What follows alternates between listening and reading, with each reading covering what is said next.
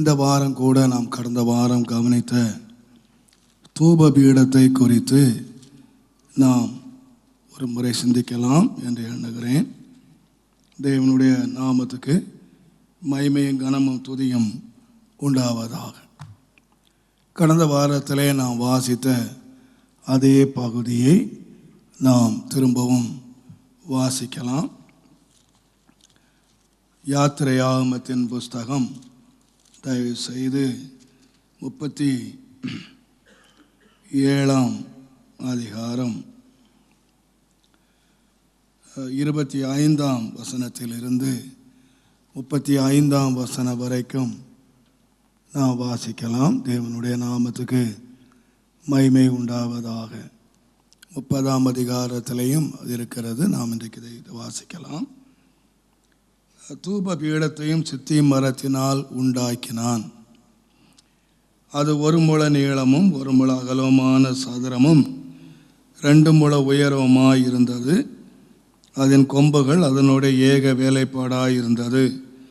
அதன் மேற்புறத்தையும் அதன் சுற்றுப்புறத்தையும் அதன் கொம்புகளையும் பசும்பொன் தகட்டால் மூடி சுற்றிலும் அதற்கு பொன் திறனையை உண்டு பண்ணி அந்த திறனையின் கீழ் அதன் 2 பக்கங்களிலும் இருக்கும் 2 மூலைகளிலும் 2 பொன் வளையங்களை பண்ணி அதை சுமக்கும் தண்டுகளை பாய்ச்சும் இடங்களாக தைத்து சீத்தி மரத்தால் அந்த தண்டுகளை செய்து அவைகளை பொன் தகட்டால் மூடினான். பரிசுத்த அபிஷேக தைலத்தையும் சுத்தமான சுகங்களின் தூப வர்க்கத்தையும் தைலக்காரனின் வேலைக்கு ஒப்பாக உண்டு பண்ணினான். கர்த்தருடைய நாமத்துக்கு மகிமை உண்டாக. கடந்த வாரத்தில் நாம் 30ஆம் அதிகாரம் முதல் 9 வசனங்களை தேவன் செய்யும்படியாய் சொன்ன கட்டளைகளையும் இந்த வாரத்திலே அவன் செய்த காரியத்தையும் நாம் வாசித்திருக்கிறோம். கர்த்தர் நம்மை ஆசீர்வதிப்பாராக. என் அன்பின் ஆண்டவரே, இந்த ஆசீர்வதிக்கப்பட்ட வேலைக்காக உமக்கு நன்றி. இந்த வேத பாடம் மூலமாக எங்களோடு நீர் இடைப்பட்டு கொண்டு வருகிற உம்முடைய கிருபைக்காக உமக்கு நன்றி. பரிசுத்த ஆவியானவருடைய பூரண கிருபை சம்பூர்ணமாய் இறங்கி தம்முடைய ஜீவனை விளங்க பண்ணி தம்முடைய மகத்துவமுள்ள நாமத்தை கர்த்தர் மகிமைப்படுத்தி ஆசீர்வதியும். இன்றைக்கும் நல்ல போதகராய் எங்கள் மத்தியில் எழுந்தருளி நாங்கள் கற்றுக்கொள்ள வேண்டிய அறிந்து கொள்ள வேண்டிய காரியங்களை அறிவித்து நாங்கள் அதற்கு கீழ்ப்படிய கர்த்தர் எங்களுக்கு உதவி செய்யும். இயேசுவின் நாமத்தில் பிதாவே, ஆமென். Praise the Lord. ஒரு முறை அந்த ஆசரிப்பு கூடாரத்தை போடுங்க. இந்த ஆசரிப்பு கூடாரத்தை நாம் பல விதங்களிலே நாம் சொல்லியிருக்கிறேன். நமக்கு தெரிந்திருக்கிறபடி ஆசரிப்பு கூடாரத்துக்குள்ளே பிரவேசித்த உடனே இங்கே பலிபீடம் என்று ஒன்று இருக்கிறது, தொட்டி இருக்கிறது. இதற்குள்ளே போன உடனே நாம் கவனித்தது போல சமூகத்து அப்பம் வைக்கிற மேஜை இருக்கிறது. இங்கே குத்து விளக்கு இருக்கிறது. இந்த திரைக்கு உள்ளே கிருபாசனம், உடன்படிக்கை பெட்டி இருக்கின்றன. இங்கே இருந்துதான் தேவன் மோசையோடு பேசினார். அதை நான் பின்னால் எடுக்கலாம். இதுதான் தேவனுடைய வாசஸ்தலம். இது முழுவதும், இந்த திரைக்குள்ளே இருக்கிற இடம் முழுவதும் வாசஸ்தலம் என்று பெயர் பெறுகிறது. பொதுவாக இந்த ஆசரிப்பு கூடாரம் என்று ஒரு முழு கூடாரத்துக்கு பெயர் இருந்தாலும் இந்த இடங்கள், இந்த மேஜை இருக்கிறது, குத்து விளக்கு, இந்த தூப பீடம், இங்கே இருக்கிற உடன்படிக்கை பெட்டி, அதற்குள்ளே உடன்படிக்கை பெட்டி, கிருபாசனம் இருக்கிறது. அங்கே தேவன் வாசம் பண்ணுகிறார். இந்த இடத்தை தான் வாசஸ்தலம் என்று சொல்லப்படுகிறது. தேவன் அங்கே வாசம் பண்ணினார். பொதுவாக ஒரு கூடாரம் என்று பெரிய ஒரு அளவில் இருந்தாலும் இது வாசஸ்தலம் என்ற ஒரு இடத்தை ஆண்டவர் பிரித்து வைத்து அதற்குள்ளே இந்த முக்கியமான பொருட்களை வைத்தார். அதிலே தான் நாம் கவனித்து கொண்டு வருகிற தூப பீடம். இந்த தூப பீடம்தான் ஆண்டவர் வாசம் பண்ணுகிற இந்த உடன்படிக்கைக்கு வெரி நியரஸ்ட், ரொம்ப பக்கத்தில் இருக்கிறது. திரைக்கு பக்கத்தில் தூபபீடம் இருக்கிறது. இதை நான் கடந்த வாரம் சொன்னது போல 2 பீடங்களை குறித்து வேதத்தில் எழுதப்பட்டிருக்கிறது. ஒன்று பலி செலுத்துகிற பலிபீடம். பீடம் என்று சொல்லுகிறது ஒரு ஆல்டர். இதை நாம் ஆல்டர், இது ஒரு பீடம் என்று சொல்லுகிறோம்.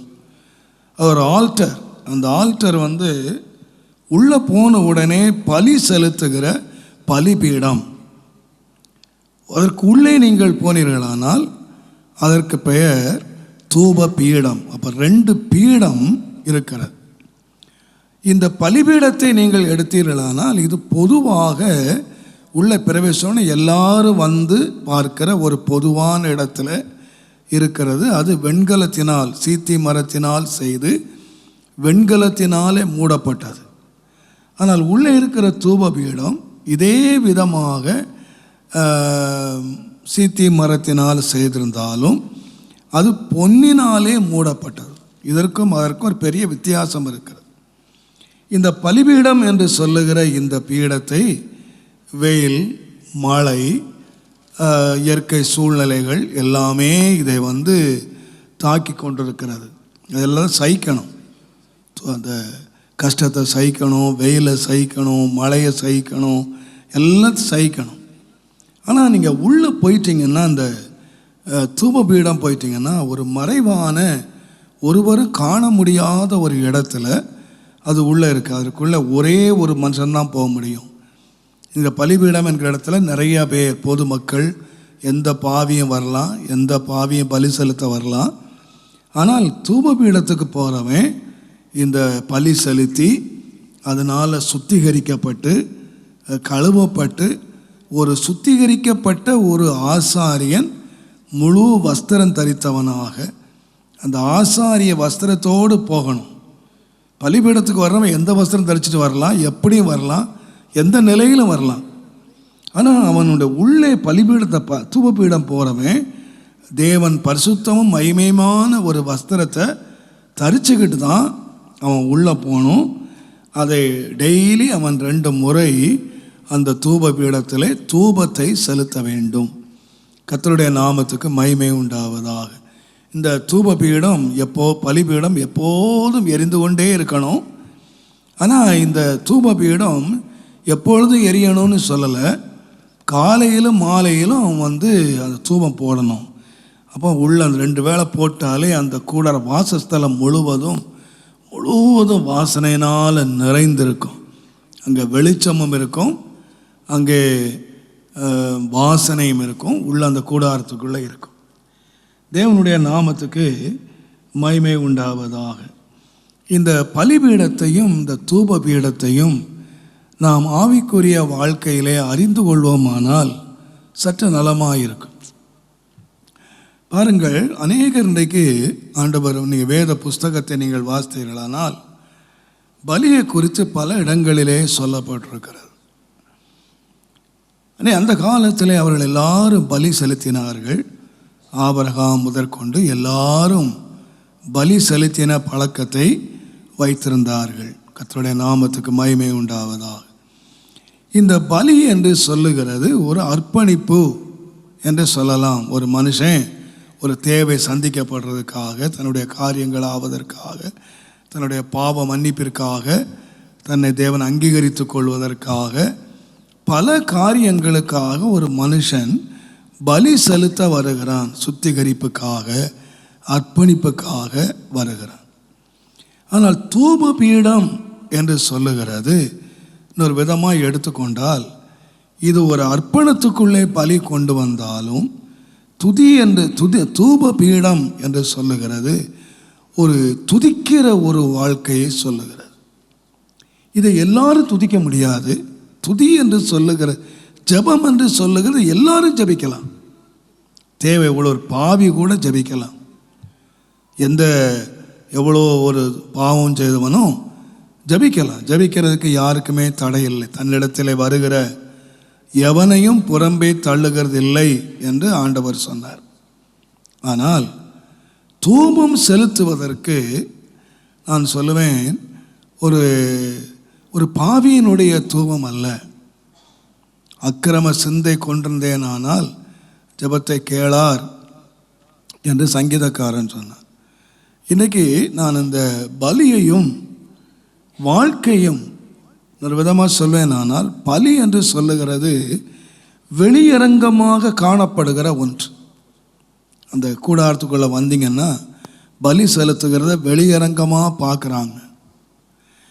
பட்டு தூப பீடத்தில் செய்யப்படுகிற பணி எல்லாமே அந்தரங்கத்திலே இருக்கிறது. யாருமே மனிதர்கள் காண முடியாத இடத்திலே தான் அந்த தூபம் இருக்கிறது. அங்கே எந்த மனுஷனும் பார்க்க முடியாது. அங்கே யார் பார்க்க முடியும்னா தூபத்தை செலுத்துகிற ஆசாரியனும் அங்கே வாசம் பண்ணுகிற தேவனும் மாத்திரம்தான் இந்த தூபத்துக்கு சம்பந்தமானவர்கள். இந்த பலிபீடத்தை நீங்கள் பார்த்தீங்கன்னா ஆசாரியன், பொதுமக்கள், மற்ற எல்லாருமே வெளியரங்கமாக பார்க்கிற ஒரு ஆவிக்குரிய வாழ்க்கை. ஆனால் உள்ளான இந்த தூபபீடத்தில் போகிற வேளையிலே அங்கே அவன் விளக்கை விளக்குகிறான், அவன் விளக்கை சுத்தம் பண்ணுகிறான், கத்திரிக்கிறான். அங்கே உள்ளே நடக்கிற வேலை என்ன யாருக்கு தெரியும்னு சொன்னால், யார் செய்கிறாங்களோ அவங்களுக்கும் தேவனுக்கும் மாத்திரம்தான் தெரியும். வெளியே உள்ள யாருக்குமே எல்லாமே திரையினாலே மூடப்பட்ட ஒன்று. இந்த வாழ்க்கை நீங்கள் பலியை குறித்து நாம் அடிக்கடி நம்முடைய இயேசுவும் பலரும் சொல்லியிருக்கிற வார்த்தைகளை நாம் கவனிக்கிற வேளையிலே நான் முதலாவதாக நான் சொல்லுவேன், சங்கீதக்காரனுடைய வாழ்க்கை நீங்கள் எடுத்தீங்கன்னா அந்த மனுஷன் நல்ல ஒரு ஜெபம் பண்ணுற மனுஷன். வெளியரங்கமாக அவனுடைய வாழ்க்கை மிக ஒரு அருமையான ஒரு வாழ்க்கை. ஆனால் ஒரு முறை அவன் தன்னுடைய உப்பரிகையின் மேல் அவன் உலாவி கொண்டிருக்கும் பொழுது ஒரு ஸ்நானம் பண்ணுகிற ஒரு ஸ்திரீயை அவன் பார்த்தான். குளிக்கிற ஒரு ஸ்திரீயை பார்த்தான். பார்த்த உடனே அவளுடைய அழகிலே அவன் மயங்கி அவளை யார் என்று விசாரிக்கிறான். அவளை அழைத்து கொண்டு வருகிறான். அவளுடைய கற்பை அவன் அழிக்கிறான். அவள் கர்ப்பவதி ஆகிறாள். கர்ப்பவதி ஆகினாள் என்று தெரிந்த உடனே அந்த இராணுவத்தில் இருந்த புருஷனை அழைத்து மிக தந்திரமாக பேசி, இந்த கரு அவனாலே உண்டானது என்று சொல்வது போல காரியங்களை அழகாக செட் பண்ணி அவன் காரியம் செய்ய நினைத்தான். காரியம் தோற்று போனது. ஆகையினாலே ரொம்ப தந்திரமாக அவனை இராணுவத்தில் முன்னாலே அனுப்பி ரொம்ப நேச்சராக செத்து போன மாதிரி அடிச்சிட்டான். காரியம் எப்படி நடந்துச்சுன்னு கேட்டிங்கன்னா, யாருமே சந்தேகப்படாத அளவிலே காரியங்கள் ரொம்ப இயற்கையாக ரொம்ப நேச்சராக நடந்த மாதிரி அழகாக காரியங்களை செட் பண்ணி காரியங்களை மூடிட்டான், மறைச்சிட்டான். யாருக்குமே தெரியாது. நான் நினைக்கிறேன் இந்த காரியத்தை செய்த யோவாபுக்கு கூட இந்த காரியம் ஏன் நடந்தது அப்படின்னு தெரியாது. அவன் ஏதோ அவன் முன்னால் அனுப்பி நல்ல யுத்த வீரன், அவனை நல்லா முன்னால் அனுப்பி அவனை யுத்தம் பண்ணுன்னு சொன்னானே தவிர இவனை வந்து சாகடின்னு சொல்லலை. ஆனால் இவன் அழகாக காரியங்களை ரொம்ப எவ்வளோ புத்தியாக காரியங்களை செய்திருக்கிறான் பாருங்கள். அந்த அவனை சகல காரியங்களிலும் புத்திமானாய் நடந்து கொண்டான் என்று சொல்கிற தாவீது பாவத்தை மறைக்கிறதுல கூட புத்திமானாக நடந்திருக்கிறான். ரொம்ப ஆண்டவர் மாத்திரம் இந்த காரியத்தில் எடப்படாமல் இருந்திருந்தா தாவீது செய்த காரியம் வெளியே யாருக்குமே தெரிஞ்சிருக்காது, ஒருத்தருக்கும் தெரிஞ்சிருக்காது. தேவன் மாத்திரம் இந்த காரியத்தை வெளியே கொண்டு வந்திருக்காட்டா உங்களுக்கு எனக்கும் தாவீது யாருன்னே தெரிஞ்சிருக்காது. அவ்வளோ அழகாக செட்ரைட் பண்ணி அவ்வளோ அழகாக மூடிட்டான்.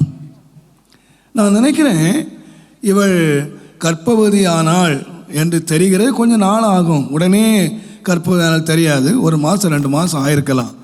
இது வரைக்கும் அவனுடைய மனச்சாட்சியில் எந்த வாதனையுமே இல்லை. இந்த அவன் ஒரு வேளை டெய்லி 5 அவன் சொல்கிற மாதிரி அந்தி சந்தி மத்தியான வேளையில் ஜபம் இருக்குது. அவன் வாழ்க்கையில் என்ன இருந்துச்சு? டெய்லி அவன் ஜபத்தை அவன் எடுத்துக்கிட்டு இருக்கிறான். ஜபத்தை ஒழுங்காக ஜபம் மட்டும் ஒழுங்காக நடக்குது. டெய்லி ராஜா செலுத்துகிற பலி அவன் செலுத்திக்கிட்டு இருக்கிறான். ஒழுங்காக ஆலயத்துக்கு போயிட்டுருக்கிறான். உங்களுடைய ஆலயத்துக்கு சொல் பண்ண வாஞ்சையினாலே ஆலயம் இருக்குன்னு சொல்கிறான். ஆனால் எப்போ அவனுடைய பாவத்தில் அவனுடைய இடி விழுந்துன்னு கேட்டிங்கன்னா, அவள் ஒரு செய்தி சொல்லி அனுப்பினா, நான் கர்ப்பவதி ஆயிட்டேன் அப்படின்னு அவள் சொல்லி அனுப்பின பிறகுதான் இவன் திட்டம் போடுறான். என்ன செய்யலாம், இதை எப்படி மூடலாம், இதை எப்படி அடுத்தவன் மேலே பழியை போடலாம், இந்த பழியை புருஷன் மேலே எப்படி போடலாம் என்று திட்டங்களை அவன் தீட்டி அதையும் ரொம்ப சாதுரியமாக அவன் செய்து முடிச்சிட்டான். இவ்வளவு காரியம் நடந்துக்கிட்டு இருக்கும்போது என்ன நடந்ததுன்னு கேட்டிங்கன்னா, நான் விசுவாசிக்கிறேன் அவன் டெய்லி ஆலயத்துக்கு போனான், டெய்லி பலி செலுத்தினான், ராஜாக்கள் செலுத்துகிற பலி அவன் செலுத்தினான், ஒழுங்காக ஜெபம் பண்ணான். வெளியரங்கமாக மற்றவர்கள் காணக்கூடிய வெளியரங்கமான காரியங்களிலே எதுவுமே குறையில்லாமல் நடந்து கொண்டே இருக்கிறது. ஆனால் ஒரு நாள் தீர்க்கதரிசி வந்தான். அவன் போட்ட போல்ல தான் இந்த 51ஆம் சங்கீதத்தை அவன் எழுதினான். இந்த 51ஆம் சங்கீதம் எழுத வேண்டிய காரணம் என்னன்னு கேட்டிங்கன்னா, தீர்க்கதரிசி மாத்திரம் வந்து கர்த்தருடைய வார்த்தை அவனுக்கு அறிவித்திருக்காவிட்டால், அவனுடைய பாவத்தை வெளியே கொண்டு வந்திருக்காட்டா அவன் இந்த சங்கீதத்தை எழுதியிருக்கவே மாட்டான். ஆனால் ஆண்டவர் அந்த பாவத்தை வெளியே கொண்டு வந்த பொழுது அவன் ஒரு முக்கியமான ஒரு காரியத்தை அங்கே சொன்னான். 51ஆம் சங்கீதம் தயவு செய்து 16ஆம் 17ஆம் வசனத்தை நீங்கள் வாசிப்பீங்கன்னா, பலியை நீர் விரும்புகிறதில்லை, பலியை விரும்புகிறதில்லை, விரும்பாத என்ன செய்துட்டு இருக்கிறான்? டெய்லி பலி செலுத்திட்டு இருக்கிறான். ஆனால் இப்போ ஒரு வெளிச்சம் அவனுக்கு வந்திருக்கு. பலியை விரும்புகிறதில்லை, நீர் விரும்புகிறது இல்லை. செலுத்துவேன். விரும்பினால் அந்த காலத்தில் என்ன கேட்டிங்கன்னா, அந்த காலம் என்னன்னு கேட்டோம்னா நல்ல காலம். நம்ம எல்லாரும் அந்த காலம் பிறக்காம போயிட்டான். நிறைய பேர் யோசிக்கிறான், ஏன்டா அந்த காலம் பிறந்திருக்கலாமேன்னு. எந்த பாவம் செய்தாலும் ஒரு காளையை பலி செலுத்தினா முடிஞ்சு போச்சு. கொலை பண்ணிட்டு கூட என்ன செய்திடலாம். பாவம் செய்தவன் ஒரு ஆட்டை எடுத்துகிட்டு போய் அது தலைமையில் பாவத்தை அறிக்கையிட்டு, நான் பாவம் செய்துட்டேன் அப்படின்னு சொல்லி அறிக்கை பண்ணிட்டா அவன் பாவம் மன்னிக்கப்பட்டுரும். ஆனால் இவன் நினைக்கிறான், அதே மாதிரி தான் நினச்சிட்டான்னு நினைக்கிறேன். தவறு செய்துட்டு இவர் என்ன பண்ணிக்கிட்டு இருக்கிறாருன்னா பலி செலுத்திக்கிட்டு இருக்கிறாரு. இன்றைக்கி நிறைய பெந்தகோஸ்தலர்கள் ரொம்ப தைரியம் என்னன்னு கேட்டிங்கன்னா, நம்ம ஆண்டவர் மன்னிக்கிற ஆண்டவர் பிரதர், என்ன செய்தா ஞாயிற்றுக்கிழமை என்ன செய்திடலாம், எசப்பா எனக்கு மன்னிங்க அப்படின்னு சொன்னால் கர்த்தர் நமக்கு மன்னிச்சிருவார். ரொம்ப துணிகரமாக இன்றைக்கு பெந்தகோஸ்தலக்காரங்க துணிகரமாக பாவம் செய்கிற காரணம் என்னன்னு கேட்டிங்கன்னா, அவருடைய இரக்கமே இவனுக்கு ரொம்ப துணிகரமாயிடுச்சு.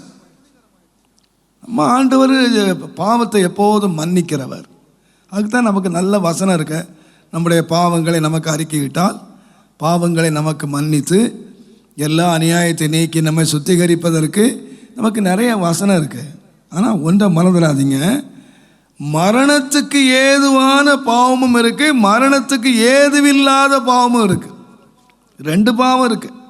நீங்கள் வாசித்து பார்த்தீங்கன்னா, அப்போஸ்தலனாகிய யோவான் எழுதின நிருபத்தை நீங்கள் வாசிப்பீர்களானால், தேவனுடைய நாமத்துக்கு மகிமை உண்டாவதாக, 1 யோவான் தயவு செய்து 5ஆம் அதிகாரம் 16ஆம் வசனத்தை வாசித்து பாருங்கள். மரணத்துக்கு ஏதுவல்லாத பாவத்தை தன் சகோதரன் செய்ய ஒருவன் கண்டால் அவன் வேண்டுதல் செய்ய கடவன், அப்பொழுது அவனுக்கு ஜீவனை கொடுப்பார். பாருங்க, ஒருத்தன் பாவம் செய்யறான். பாவம் செய்யறவனுக்காக நீங்க ஜெபம் பண்ணுனா ஆண்டவர் அவனுக்கு என்ன கொடுப்பாரா? ஜீவனை கொடுப்பார். அவனுக்கு ஜீவன் திரும்ப அவனுக்கு அந்த மன்னிப்பு கொடுத்து அவனுக்கு ஜீவனை கொடுப்பார். யாருக்கு என்றால், யாருக்கு என்றால் மரணத்துக்கு ஏதுவல்லாத பாவத்தை செய்தவர்களுக்கே. மரணத்துக்கு ஏதுவான பாவம் உண்டு, மரணத்துக்கு ஏதுவான பாவம் உண்டு. அதை குறித்து நான் வேண்டுதல் செய்ய சொல்லேன். நான் சொல்லலப்பா, அதுக்கு நான் சொல்லல. மரணத்துக்கு ஏதுவான பாவத்தை செய்து ஜெபம் பண்ண சொல்லி நான் சொல்லல. பாவம் செய்கிறவெல்லாம் ஜெபம் பண்ணுன்னு சொல்லல. மரணத்துக்கு ஏதுவான பாவம் செய்தவனுக்காக ஜெபம் பண்ணுன்னு நான் சொல்லல. அநீதி எல்லாம் பாவம்தான். நீதிக்கு மிஞ்சினது எல்லாமே பாவம்தான். ஆனால் எல்லா பாவமும் என்ன இல்லை, மரணத்துக்கு ஏதுவான பாவம் இல்லை. அறிந்து செய்த பாவம் இருக்கு, அறியாமல் செய்த பாவம் இருக்கு. மிஸ்டேக்ஸ் மதியம் இருக்கு, துணிகரத்தினால் செய்த பாவம். எல்லா பாவத்தையும் ஆண்டு அடிச்சிடுறது இல்லை. இங்கே சொல்ற மரணத்துக்கு அநீதி எல்லாம் பாவம் தான்ப்பா, நீதிக்கு மிஞ்சினது எல்லாமே பாவம்தான். ஆனால் சில பாவங்கள் எப்படி இருக்குன்னா மரணத்துக்கு ஏதுவான பாவம் இருக்கு. நீங்கள் ஆண்டவர் பாவங்களை பலி சொல்லும்போது கொலை செய்தவனுக்கு என்ன செய்யணும்னா இரக்கம் கொடுக்காத, அவனை கல்லெறிஞ்சு கொல்லு, கண்ணுக்கு கண்ணு, பல்லுக்கு பல்லு, காலுக்கு காலு, கண்ணுக்கு கண்ணு. அன்றைக்கு உள்ள காலம் என்னன்னு கேட்டிங்கன்னா அந்த தீர்ப்பு எப்படின்னு கேட்டிங்கன்னா பதிலுக்கு பதில். தேவனுடைய தீர்ப்பு அன்றைக்கு அப்படி இருந்துச்சு. ஆனால் அன்றைக்கு என்ன இருந்துச்சு கேட்டிங்கன்னா அறியாமல் செய்த ஒருத்தன் ஒரு பலியை செலுத்தி தன்னுடைய மன்னிப்பை பெற்றுக்கொள்ளலாம். அப்போ நான் நினைக்கிறேன் இவன் இன்னொருத்தன் மனைவியினுடைய வாழ்க்கையை கெடுத்துட்டு அவனை கொலை பண்ணிட்டு என்ன பண்ணியிருப்பான்னு நினைக்கிறீங்கன்னா நல்லா ஆட்டையும் மாட்டையும் பலி செலுத்தி அமைதியாக உட்காந்துட்டான். ராஜாவாச்சே பலி செலுத்திட்டு உட்காந்துட்டான். ஆனால் தீர்க்கதரிசி வந்தான், அவனுடைய குற்றத்தை உணர்த்தின பொழுது இப்போ என்ன பாடுறான்னு கேட்டிங்கன்னா பலியை நீர் விரும்புகிறது இல்லை. நான் நிறைய வசனங்கள் தருவேன். அவன் பலி செலுத்தினது, பலியை ஆண்டவர் ஏற்றுக்கொண்டதையும், பலியை நீங்கள் நேற்றுக்கு போன வாரம் சொன்னேன், பலியை ஆண்டவர் ஏற்றுக்கொண்டார், அக்கினி இறங்கிச்சு, அங்கீகரித்தார்னு சொன்னோம். ஆனால் இங்கே என்ன சொல்கிறான்னு சொன்னால் பலியை நீர் விரும்புகிறது இல்லை, விரும்பினால் என்ன செய்வேன், பலியை செலுத்துவேன். ஆனால் தேவரீர் என்ன விரும்புகிறீர் என்று கேட்டால் தேவனுக்கு ஏற்கும் பலிகள், தேவனுக்கு ஏற்கும் பலிகள் நொறுங்குண்ட ஆவிதான், நொறுங்குண்ட ஆவிதான். தேவனே நொறுங்குண்டது, தேவனே நொறுங்குண்டதும் நறுங்குண்டதுமான இருதயத்தை. அப்போ உண்மையான பலி எங்க இருக்குன்னு கேட்டீங்கன்னா காளையில இல்ல, ஆட்டுல இல்ல. பலி எங்க இருக்குன்னு கேட்டீங்கன்னா இருதயத்துல. இருதயம் தான் பலி செலுத்தணும். இன்றைக்கு நிறைய பேர் வழக்கத்தின்படியே ஒரு காளையை செலுத்திட்டு போயிடலாம், ஒரு ஆட்டை செலுத்திட்டு ஏதோ பணி தீர்ந்து போச்சுன்னு. ஆனால் ஆண்டவர் இருதய நொறுங்குதல் இல்லாமல் செலுத்தப்படுகிற ஒரு பலி, பாவத்தை குறித்து மனஸ்தாபம் இல்லாமல், ஒரு இருதய உடைவு இல்லாமல், நொறுங்கல் இல்லாமல், பாவத்தை பணத்தினால் அழிச்சலாம் நினைக்கிறான். இன்றைக்கு உலகம் என்ன செய்து பாருங்க. இன்றைக்கு அரசியல்வாதிகள் பணக்காரன் என்ன பண்ணுறான்னு கேட்டிங்கன்னா துணிஞ்சு பாவம் செய்கிறான். ஏன்னு கேட்டிங்கன்னா அவன் கையில் அதிகாரம் இருக்கு, அதிகாரத்தில் மூடிடுறான், பணத்தினால் மூடிடுறான். தான் குற்றவாளி இல்லை, தான் நிரபராதி அப்படின்னு ஏன் சொல்கிறான்னு கேட்டிங்கன்னா அவனுக்கு அதிகாரம் இல்லாமல் இருந்தால் அவன் சிக்கிக்குவான். அவன் கையில் அதிகாரம் இருக்குது, அவன் கையில் பணபலம் இருக்குது. அதனால் பணபலத்தையும் அதிகாரத்தை வைத்து எத்தனையோ காரியங்களை அவர்கள் மூடி விடுகிறார்கள். ஆனால் என்றைக்கு ஒரு நாள் வெளியே வரத்தாச்சு. தேவன் எந்த அதிகாரத்தை கொண்டு மூடினாலும் சரி, எந்த பணத்தை கொண்டு மூடினாலும் சரி, இருளில் உள்ளவைகள் எல்லாம் எப்படி வந்துடும், வெளியே வந்துடும். அதை ஆண்டவர் மூட முடியாது. ஏன்னா இவன் அறிஞ்சிருக்கிற அதிகாரத்துக்கு மேலான அதிகாரம் எங்கே இருக்குன்னா மேலே இருக்குது, சிங்காசனம் இருக்குது, அவர்கிட்ட மூட முடியாது. அதிகாரத்தினால இந்த தாவீது மூடி வச்ச மாதிரி கொஞ்ச நாள் மூடி வச்சிருக்கலாம், ஆனால் பெர்மனண்டாக மூட முடியாது. தேவன் ஒரு நாள் தமிழில் சொல்லுவாங்க, அரசன் அன்று கேட்பான், தேவன் நின்று கேட்பார். கேட்காம விட மாட்டார், கேட்காம விட மாட்டார். என்னாலுமே இவர் சிங்காசனம் உட்கார போகிறதில்லை. இன்றைக்கி நம்ம தான் பார்க்குறோமே, 10 வருஷம் ஓகோ ஆண்டுட்டு என்னெல்லாமோ அதிகாரத்தில் வச்சு என்னத்தெல்லாமோ மூடி வச்சவங்க அப்புறம் எங்கெல்லாம் அலைகிறாங்கன்னு உங்களுக்கே தெரியும். என்றைக்கு வெளியே வந்துடத்தானே செய்யுது. அவங்க அதிகாரத்தை வச்சுட்டு பண்ணிடுவாங்க. என்கிட்ட அவர் இருக்கார், இந்த அதிகாரி இருக்கா, எல்லாம் அடைச்சி மூடிடலாம். சிங்காசனம் ஒரு நாள் கவிழ்ந்துடும். கவர்ற அன்றைக்கு எல்லாமே வெளியே வந்து நிற்கும். எல்லாம் வெளியே வந்து நின்று அப்புறம் அலையணும், நாயா அலையணும். நான் நினைக்கிறேன் இந்த தாவீது ராஜா கூட தன் அதிகாரத்தினால காரியத்தை மூடிட்டான். பலியை செலுத்திட்டு ஆண்டவருக்கு நான் ஒரு பாவம் செய்துட்டேன், அந்த பாவத்தை என்ன பண்ணிட்டான், நான் பலி செலுத்திட்டேன், 10 ஆட்டை செலுத்தி 10 மாட்டை செலுத்தி பலியை பலி நிவர்த்தி பண்ணிட்டான். ஆனால் தேவன் அவனுடைய உள்ளத்தை தொட்ட பொழுது அவன் சொன்னான், ஆண்டவரே பலியை நீர் விரும்பி இருந்தா நான் 10 ஆடுக்கு 100 ஆடு கொடுத்துருப்பேன். ஆனால் நீர் பலியை விரும்பலை. இன்றைக்கி நிறையா பேர் காணிக்கை கொடுத்துட்டா, வெளியரங்கமான ஒரு ஆவிக்குரிய வாழ்க்கையை செய்துட்டா ஏதோ நடந்துரும் நினைக்கிறாங்க. வெளியரங்கமான வாழ்க்கையில் குறைவு இல்லாத போதே உள்ளரங்கமாக தேவனுடைய தீர்ப்பு ஆயத்தமாக இருக்கிறது. பாருங்க, இவனுடைய ஆராதனையில் ஒன்றும் குறைவில்லை, பலியில் ஒன்றும் குறைவில்லை. ஆனால் ஒரு நாள் கண் திறந்த பொழுதுதான் இதை நீர் விரும்பல. நீர் எதை விரும்புகிறீர் என்று கேட்டால் நொறுங்குண்ட இருதயத்தை நீர் விரும்புகிறீர். தேவனுடைய நாமத்துக்கு மகிமை உண்டாவதாக. பாருங்க, ரெண்டுக்கு ஒரு வித்தியாசத்தை நீங்கள் அறியணுமானால், இந்த யூதாஸ் பேதுரு நமக்கு ஒரு நல்ல பாடம். ரெண்டு பேரும் சீஷங்கள் தான். ஒருத்தன் மறுதளித்தான், ஒருத்தன் காட்டி கொடுத்தான். ஆனால் ஒருத்தனை மன்னித்து ஆண்டவர் அவனை சேர்த்து அவனை ஊழியத்திலே பலப்படுத்தி அவனை பிரதான மனிதனாக கொண்டு வந்தார். ஆனால் ஒருத்தன் அபிஷேகத்தை இழந்து தூக்கு போட்டு செத்தான். நீங்கள் ரெண்டையும் பாருங்கள், ரெண்டு பக்கத்தில் என்ன வந்துன்னு கேட்டிங்கன்னா மனஸ்தாபம் வந்தது. ஆனால் நீங்கள் ரெண்டையும் யோசித்து பாருங்கள். நீங்கள் 26 மத்தேயு 26 அதிகாரம் 75 வசனத்தை தயவுசெய்து வாசிங்க. அவரை காட்டி கொடுத்த யூதாசும் அவரை நோக்கி, ரபி, நானோ என்றான். அதற்கு 26:75 லாஸ்ட். அப்பொழுது சேவல் கூவுகிறதற்கு முன்னே, அப்பொழுது பேதுரு சேவல் கூவுகிறதற்கு முன்னே, நீ என்னை 3 தரம் பாருங்க, 3 தரம் மறுதளிச்சிட்டான். மறுதளிச்ச உடனே என்ன நினைச்சான்னு கேட்டீங்கன்னா வாசிங்க. நீ என்னை சேவல் கூவுவதற்கு முன்னே என்னை 3 தரம் மறுதலிப்பாய் என்று இயேசு தன்னிடத்திலே சொன்ன வசனத்தை நினைச்சான். அவன் கிரியை நடந்தது எங்க? பாவம் செய்துட்டான், தப்பு செய்துட்டான், அறியாம நான் ஆண்டவரே யார் மறுதளிச்சாலும் மறுதளிக்க மாட்டேன்னு சொன்னவன் இப்போ எதை நினைச்சான்னு கேட்டிங்கன்னா ஆண்டவர் சொன்ன வசனத்தை நினைச்சான்.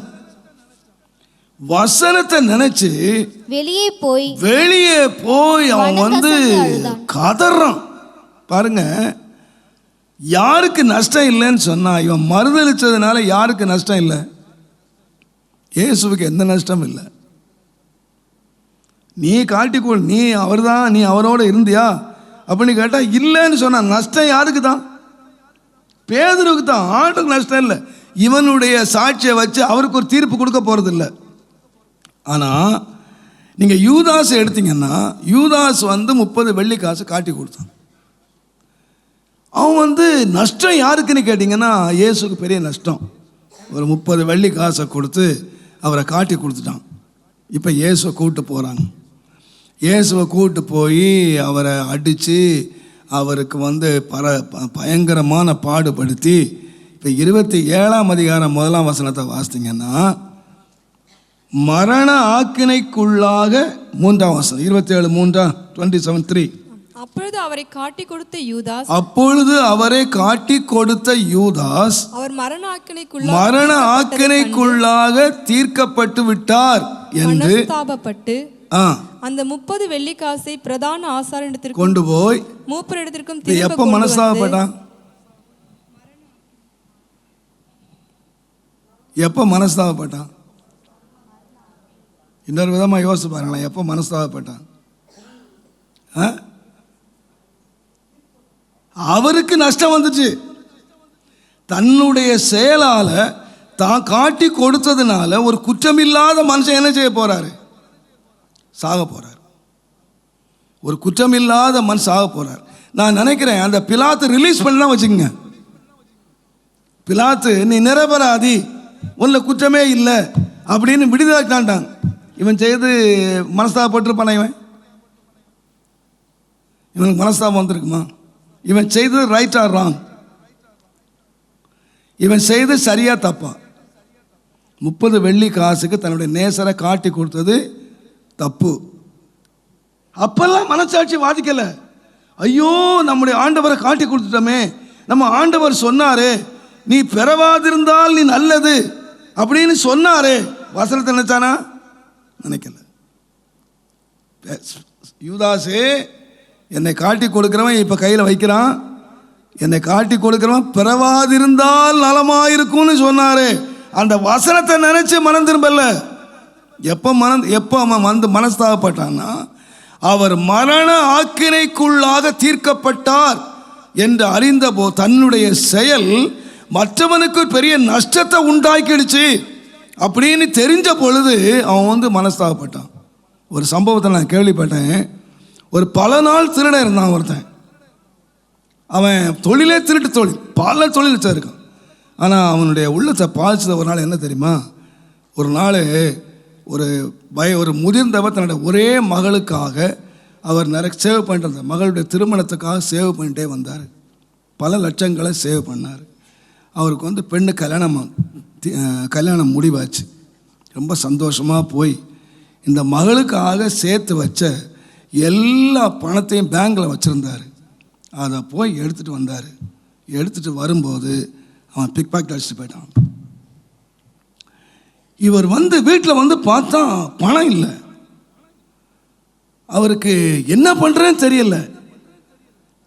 அவருக்கு புத்தியே ஓடலை.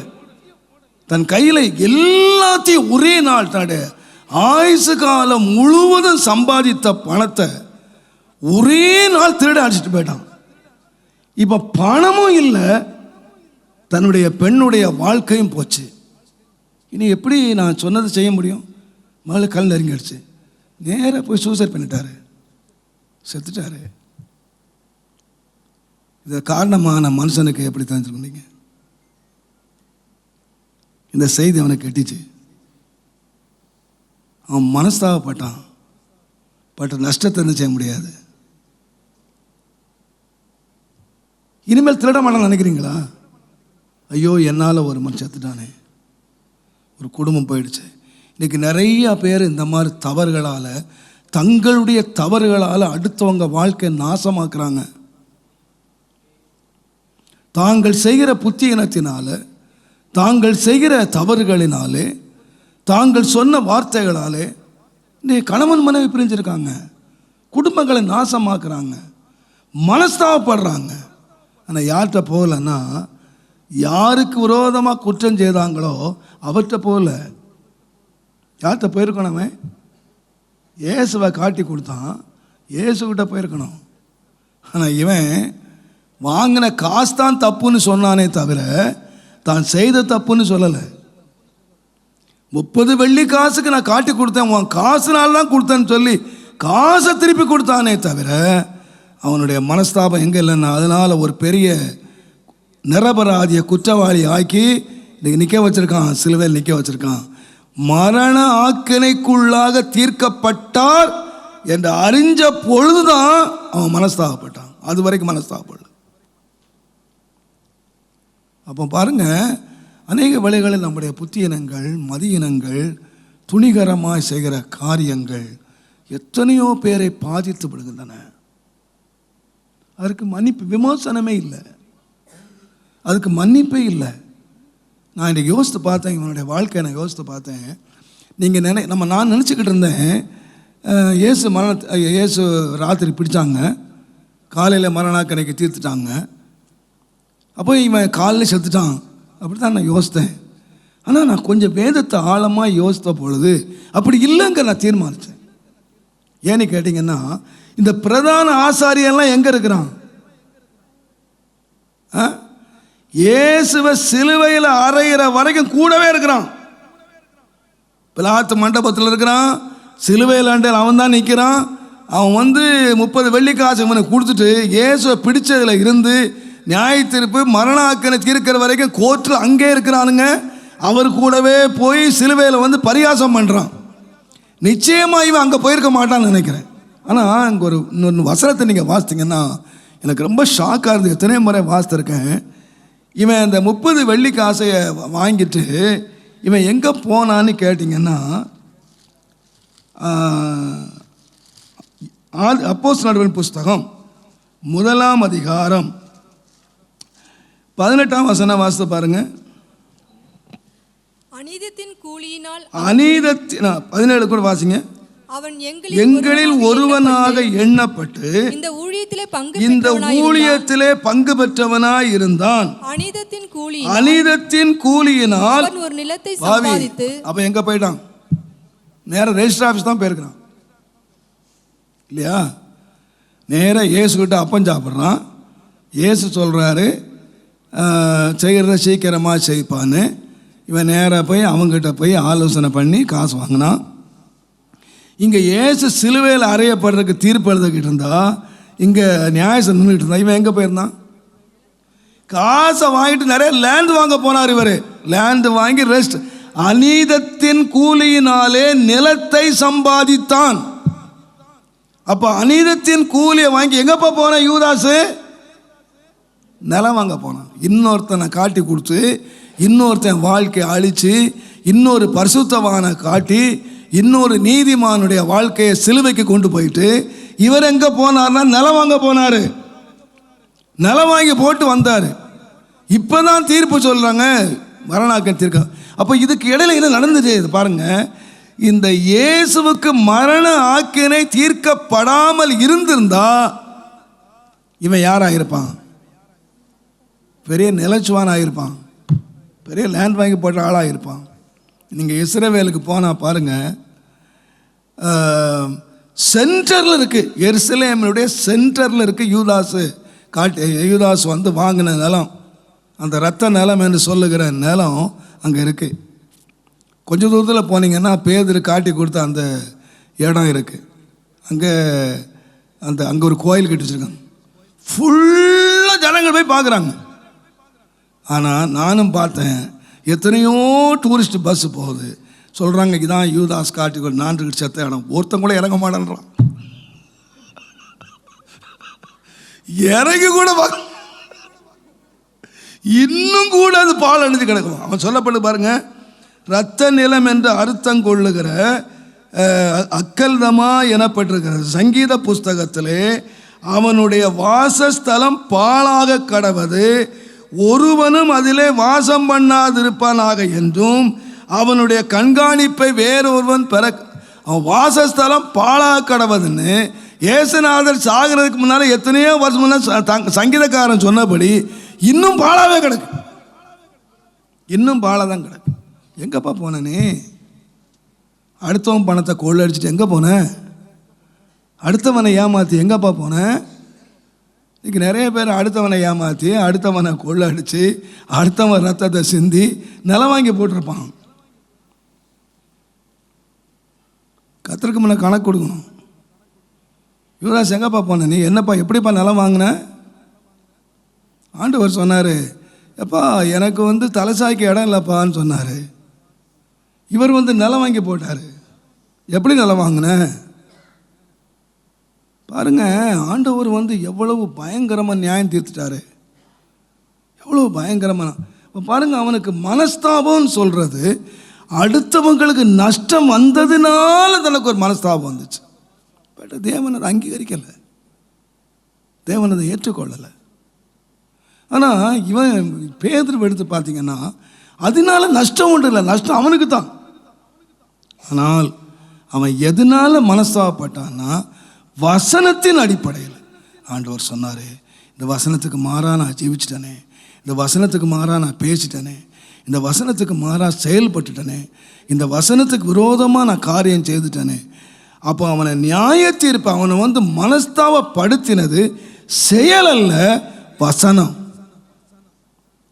அப்போ நம்ம எல்லாமே பாருங்க, பாவ உணர்வும் நம்முடைய பரிசுத்த வாழ்க்கையும் நம்ம நிலைப்படுத்த வேண்டியது எப்படின்னு கேட்டிங்கன்னா வசனத்தின் அடிப்படையில்.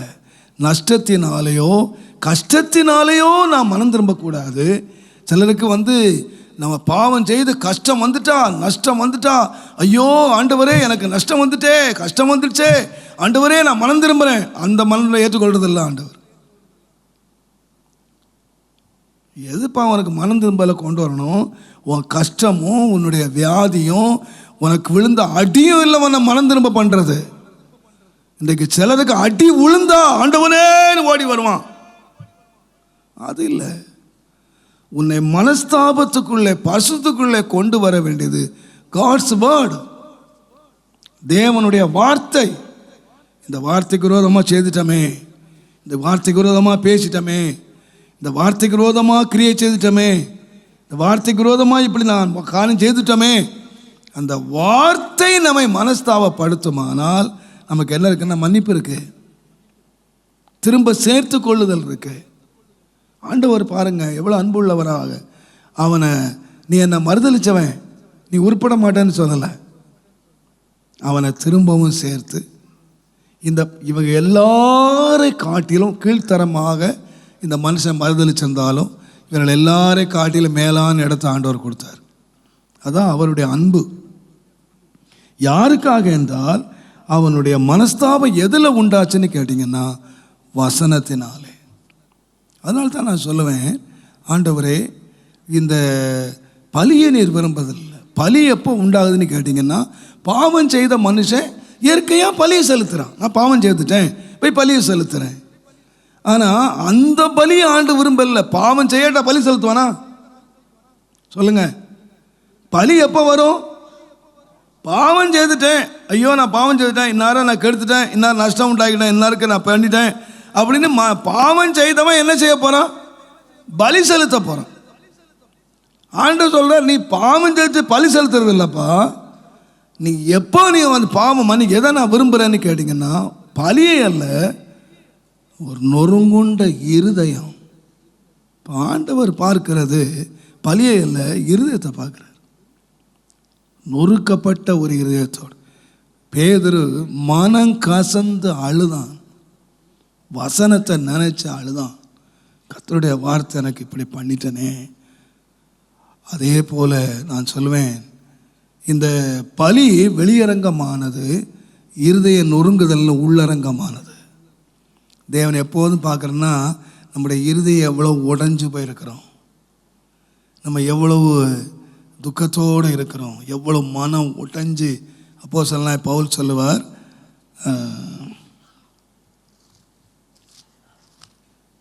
அப்போஸ்தலனாகிய பவுல்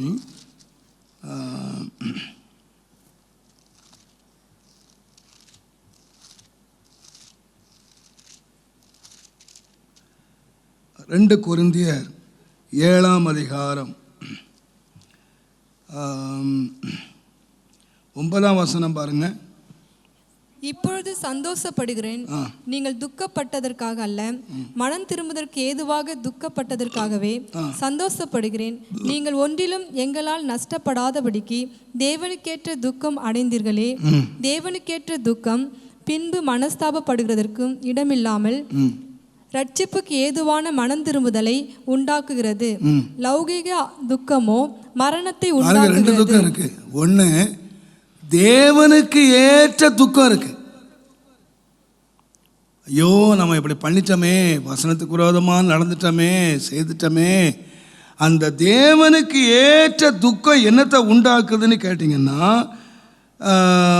நீங்கள் ஒன்றிலும் தேவனுக்கு ஏற்ற துக்கம் பின்பு மனஸ்தாபத்துக்கு இடமில்லாமல் ரட்சிப்புக்கு ஏதுவான மனம் திரும்புதலை உண்டாக்குகிறது. லௌகீக துக்கமோ மரணத்தை உண்டாக்குகிறது. 11ஆம் வசனம் பாருங்க. நீங்கள் தேவனுக்கு ஏற்ற துக்கம் அடைந்தது உண்டு, அது உங்களிடத்திலே எவ்வளவு ஜாக்கிரதை உண்டாக்கிச்சு. உண்மையான ஒரு மனஸ்தாப துக்கம் உங்களுக்கு என்ன உண்டாக்கிச்சு? உங்களிடத்திலே எவ்வளவு ஜாக்கிரதையும் குற்றந்தீர எவ்வளவு நியாயம் சொல்லுதலையும், மற்றவங்கள உன்னையே நியாயம் சொல்லுதலையும், எவ்வளவு வெறுப்பையும், எவ்வளவு பயத்தையும், எவ்வளவு ஆவலையும், எவ்வளவு பக்தி வைராக்கியத்தையும், எவ்வளவு கண்டிப்பையும் உண்டாக்கிட்டு, இந்த காரியத்திலே நீங்கள் எல்லா விதத்திலும் உங்களை சுத்தவான்கள் என்று விளங்க பண்ணினீர்கள். பவுல் லெட்டர் எழுதுறாரு, முதல் லெட்டர் எழுதுறாரு. முதல் லெட்டர் எழுது, நீங்க முதல் லெட்டரை வாசித்து பாருங்க, பயங்கரம் எழுதுறாரு. அன்போடு வரணுமா, பெரம்போடு வரணுமா? அவருடைய குற்றங்களை காட்டி முதல் நிருபத்தை எழுதுறாரு. அந்த முதல் நிருபம் போன உடனே அந்த வசனங்களை வாசித்து தாங்கள் செய்த காரியங்களுக்காக துக்கப்படுறாங்க, மனஸ்தாபப்படுறாங்க. ஐயோ நாம் இப்படி செய்துட்டோமே, வசனம் இப்படி இருக்கு, கிறிஸ்தவ வாழ்க்கை இப்படி இருக்கு, அவங்க மனஸ்தாபப்பட்டு அழுறாங்க. இப்போ 2வது லெட்டர் எழுதுறாரு, நீங்கள் துக்கப்பட்டதுக்காக நான் சந்தோஷப்படுறேன். இந்த துக்கம் உங்களுக்கு என்ன உண்டாக்குச்சுன்னா, ஜாக்கிரதையை உண்டாக்கிச்சு, பயபக்தியை உண்டாக்கிச்சு, அன்பை உருவாக்கிச்சு. பாருங்கள், இன்றைக்கு சிலர் செய்த காரியத்துக்கு மனஸ்தாபப்படுவான். ஐயோ நம்ம செய்தனால அப்படி நஷ்டம் வந்துருச்சு அப்படின்னு மனஸ்தாபப்பட்டு திரும்ப அந்த பாவத்தான் செய்துக்கிட்டு இருப்பான். ஆனால் இங்கே பாருங்கள், அவங்க மனஸ்தாபப்பட்டாங்க, ஜாக்கிரதை ஆனாங்க, பயபக்தி ஆனாங்க, அன்பு கூற ஆரம்பித்தாங்க, மற்றவங்களுக்காக அவர்கள் தங்களுடைய காரியங்களை திரும்பினாங்க. இதுதான் உள்ளரங்கமான மனஸ்தாபம். அப்போ முதலாவது, நீங்கள் வெளியிலே பார்க்கிற இந்த பலி அல்ல, தேவன் உள்ளே அந்த பலிபீடத்துக்குள்ளே தூவபீடத்திலே உள்ள இந்த உடைந்த உள்ளத்தை பார்க்குறார். 2வதாக நீங்கள் பார்த்தீங்கன்னா, நம்ம எல்லாருக்கும் தெரிந்திருக்கிறபடி 1 சாமுவேல் 15ஆம் அதிகாரம் 20ஆம் வசனத்திலிருந்து நீங்கள் வாசித்தீங்கன்னா, சவுல் சாமுவேலை நோக்கி, நான் கர்த்தருடைய சொல்லை கேட்டு கர்த்தர் என்னை அனுப்பின வழியாக போய் அமலேக்கின் ராஜாவாகிய, என்ன அழகா சொல்றான் பாருங்க, என்ன ஞானமா பேசுறான் பாருங்க. கர்த்தருடைய வார்த்தையை கேட்டு கர்த்தர் எனக்கு சொன்ன வழியாக போய் அமலேக்கின் ராஜாவையும் ஆகாகையும் கொண்டு வந்து அமலேக்கியரை என்ன செய்தேன்? சங்காரம் பண்ணினேன். ஜனங்களோ, நான் செய்துட்டேன். நான் என்ன பண்ணிட்டேன்? நீர் சொன்னதை கேட்டேன், நீர் சொன்ன வழியா போனேன், நான் அமலேக்கியரை கொன்னுட்டேன். ஆனால் பழி இப்போ யாருன்னு கேட்டிங்கன்னா, ஜனங்களோ போட்டான் பாருங்க ஒரு குண்டை தூக்கி. ஜனங்கள் என்ன பண்ணிட்டாங்கன்னு கேட்டிங்கன்னா, உம்முடைய தேவன். யாருடைய தேவன்? ஏன் தேவன் இல்லை. இப்போ கேட்கும்போது முதல்ல சொல்கிறான், கர்த்தர் சொன்ன வழியாக போனேன், கர்த்தர் சொல்ல கேட்டேன். இப்போ சொல்கிறான் சாமுவேல்கிட்ட, ஜனங்களோ உம்முடைய தேவனாகிய கர்த்தருக்கு கில்காலிலே பலியிடுவதற்காக கொள்ளையிலே சாபத்தீடான ஆடு மாடுகளிலே பிரதானமானவைகளை கொண்டு வந்தார்கள். அவனே சொல்றான், இது என்னது? கொண்டு வந்தார், சாபத்தீடானது. அவனே சொல்றாங்க, வேற யாரும் சொல்ல, சாமுவேல் சொல்லல. சாபத்தீடானதுல என்ன கொண்டு வந்தானா? பிரதானமானதை கொண்டு வந்தானா.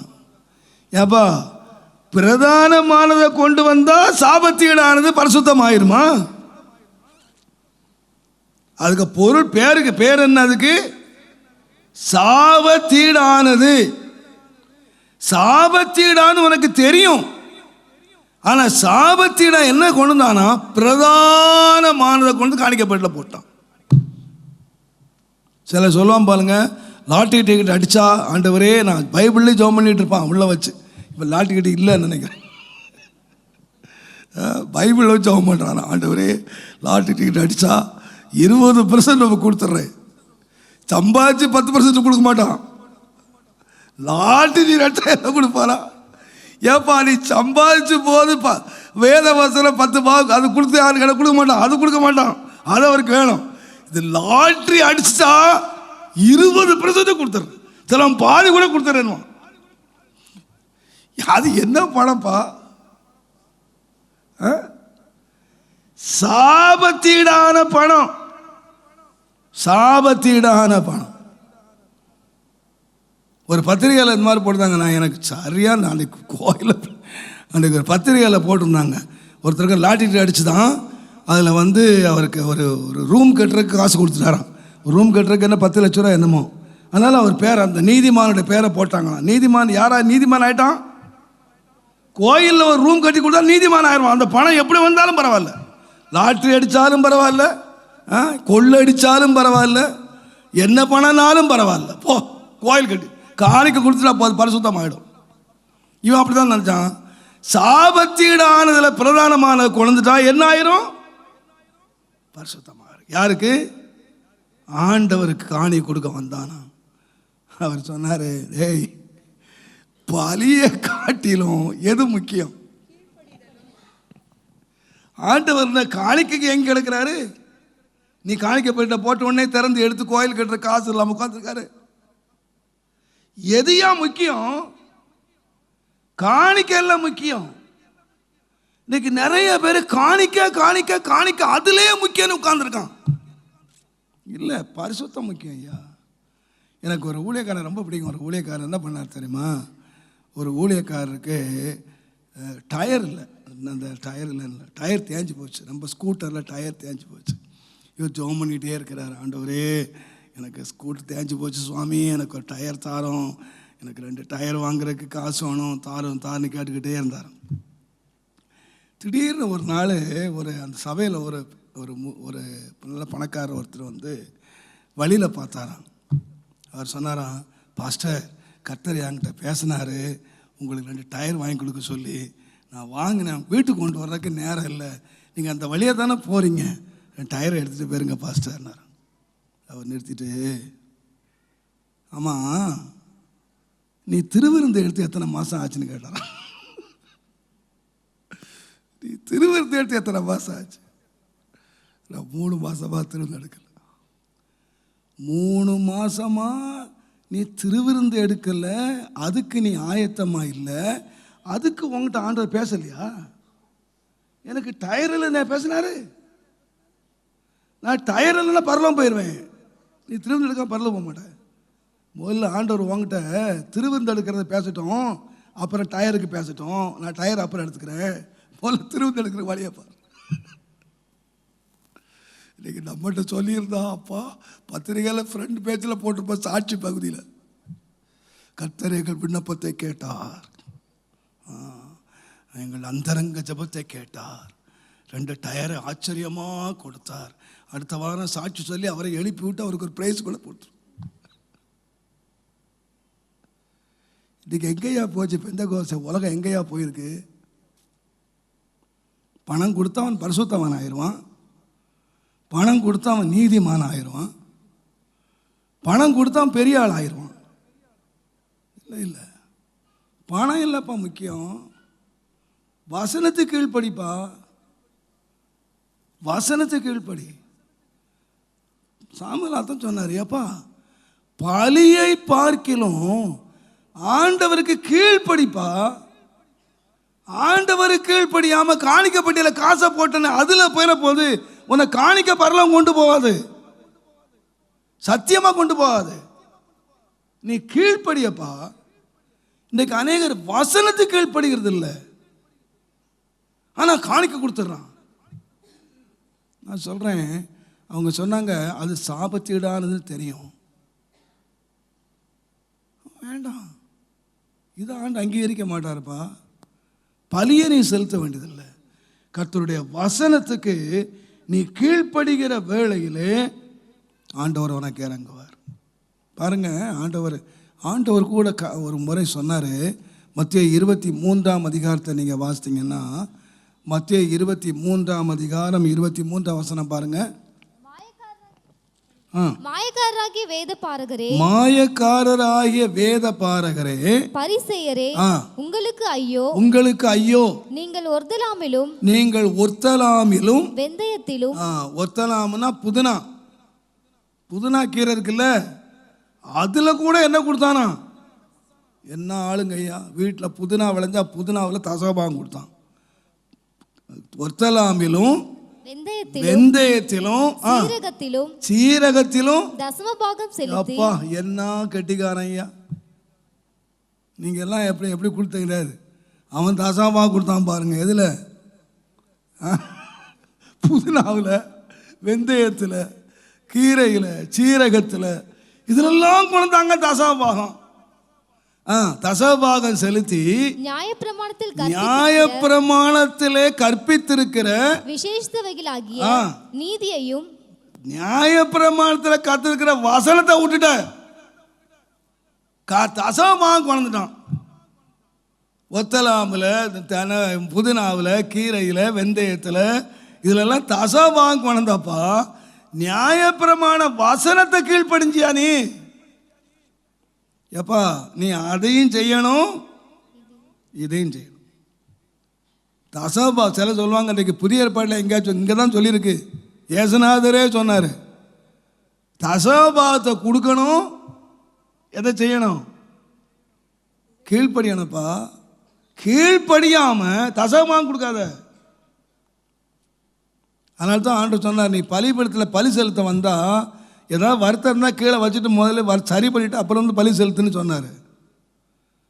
இப்போ நான் தாழ்மையாக சொல்ல அருமையானவர்களே, இன்றைக்கு நிறைய பேர் இன்றைக்கு காணிக்கை தான் முக்கியப்படுத்துகிறாங்களே தவிர, இன்றைக்கு கிறிஸ்தவ உலகம் காணிக்கைங்கிற வார்த்தை நிறைஞ்சு போச்சே தவிர எதில் நிறையலைன்னு சொன்னால் வேத வசனத்தை கீழ்ப்படுகிறதுனா. ஆண்டவர் இன்றைக்கு யாரை கேட்கலான்னு கேட்டிங்கன்னா கீழ்ப்படுகிறவங்க. அதனால தான் இயேசு சொன்னார் பாருங்க, ரொம்ப ஒரு அருமையான ஒரு சம்பவத்தை சொன்னார்.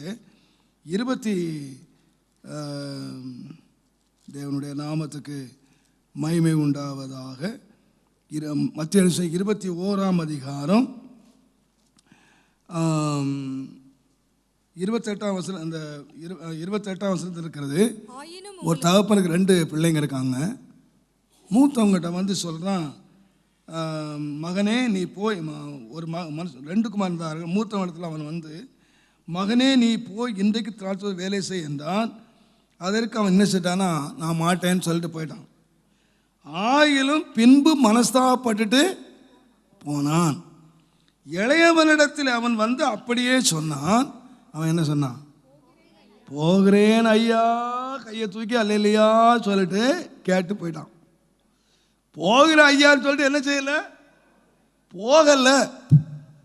இப்போ ஏசு என்ன சொன்னான்னு கேட்டிங்கன்னா, இவன் சொன்னான் பாருங்க, என்ன அழகாக சொல்கிறான் பாருங்க. அப்பா வேலை செய்யப்பான்னா மூத்தவன் என்ன சொல்லிட்டான்னா, அதெல்லாம் முடியாது போ, ரொம்ப ரஃப்பாக பேசிட்டு போயிட்டான்.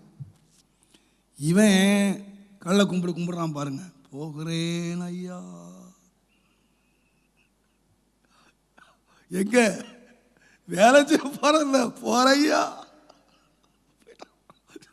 வேலை செய்யலை. இப்போ மனசாப்பட்டு போயிட்டு வேலை செஞ்சுட்டான்.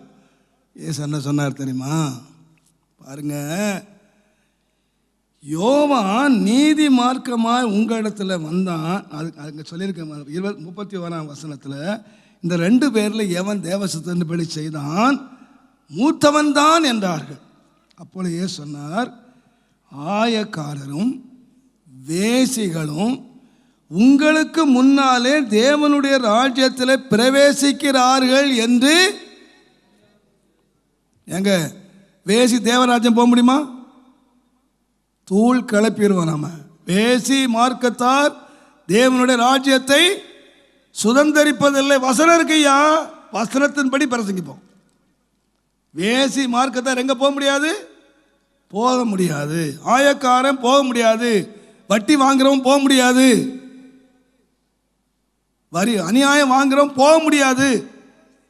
நம்ம சொல்லிடுவோம்ல. ஆனால் ஏசு என்ன சொன்னார் தெரியுமா? அவன் போயிட்டானா பரலோக ராஜ்யம். ஆனால் யார் போகலை? வேதம் சொல்லுது பாருங்க, நீங்கள் அவனை, ஏனென்றால் யோவான் நீதி மார்க்கமாய் வந்திருந்தும் நீங்கள் என்ன செய்யலை, போகல. தேவனுடைய நாமத்துக்கு மகிமை உண்டாவதாக.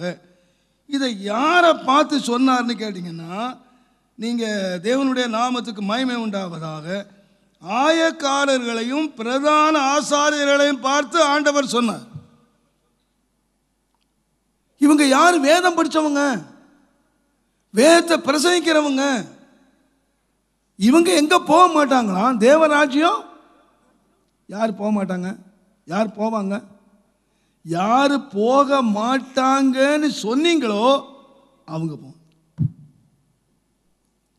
நல்ல ஒரு பாடம் தெரியுமா உங்களுக்கு? எரியோ பட்டணத்தை பிடிக்கிறதுக்கு நம்ம ஆளுங்க போனாங்க.